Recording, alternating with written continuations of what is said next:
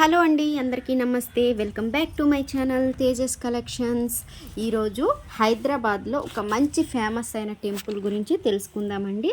అదే ఏంటంటే ఔరంగజేబును వణికించిన ఆంజనేయుడు అని అంటే గుర్తొచ్చేది మనకి కర్మన్ ఘాట్ హనుమాన్ టెంపుల్. దీని యొక్క చరిత్ర అనేది ఈరోజు ఈ వీడియోలో తెలుసుకుందాం. ఔరంగజేబ్ అనే చక్రవర్తి దేశంలోని ఎన్నో ఆలయాలను కూలగొట్టిన అత్యంత నీచమైన చారిత్రను మూటగట్టుకున్న ఈ చక్రవర్తి తన శాంత మంత్రంతో చతికిలబడేటట్టు చేసిన మన ఆంజనేయుని కథ మన హైదరాబాద్లో ఉన్న కర్మన్ ఘాట్ ఆంజనేయ స్వామి చరిత్ర.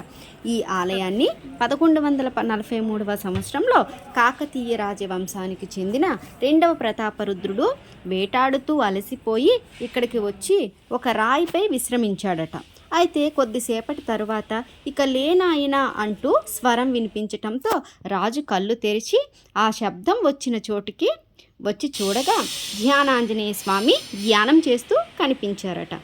రాజు స్వామికి పూజలు చేస్తూ చేసిన తరువాత కోటకు తిరిగి వెళ్ళిపోయారు. ఆ రాత్రికి స్వామివారు కల్లో ప్రత్యక్షమై ఆలయం నిర్మించమని ఆదేశించారట ఈ ప్రతాపరుద్రుడిని.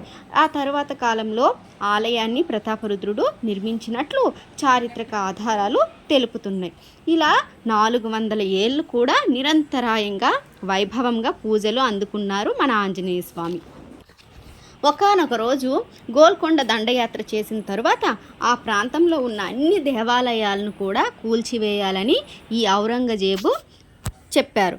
అయితే తన సైన్యంతో ఆదేశించిన సమయంలో లక్ష్మీగూడకి చేరుకున్న తన సైన్యంలో కొందరి ద్వారా ఈ ఆంజనేయ స్వామి ఆలయం గురించి తెలుసుకొని అది చాలా మహిమాన్వితమైనదని అర్థం చేసుకున్నా కూడా తమ ఉన్మాద చక్రవర్తి చేసే ధాష్టికాలను భయపడి చేసేదేమీ లేక కూల్చటానికి ప్రయత్నిస్తుండగా తమ వల్ల కాలేదని తమ రాజు వద్దకు వెళ్ళి చెప్పగా ఆయన కూడా వచ్చి ఆలయాన్ని కూల్చేద్దామనుకున్న సమయంలో ఒక పెద్ద మెరుపులతో ఒక శబ్దం వినిపించిందట.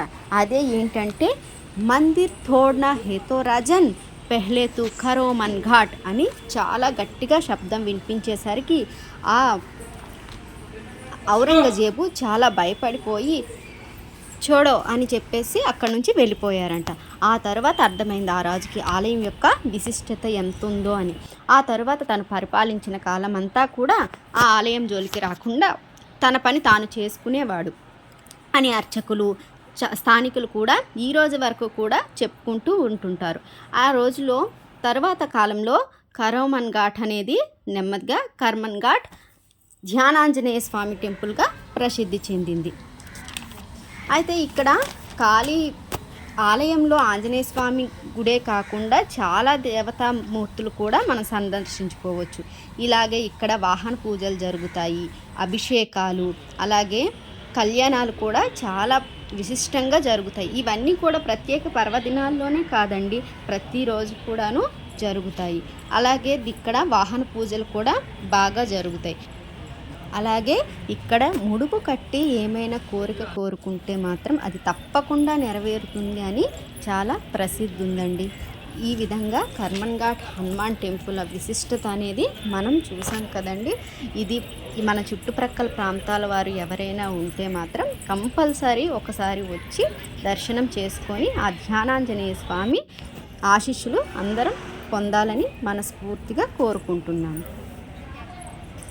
అలాగే ఇక్కడ కోనేరు కూడా ఉండటం వల్ల కార్తీక మాసంలో దీపాలు వదలటం అనేది విశేషంగా జరుగుతూ ఉంటుందండి. ఈ వీడియో కనుక మీకు నచ్చినట్లయితే లైక్ చేయండి, షేర్ చేయండి. ఛానల్ను మరిన్ని మంచి వీడియోల కోసం ఛానల్ను సబ్స్క్రైబ్ చేసుకోండి. Thank you for watching.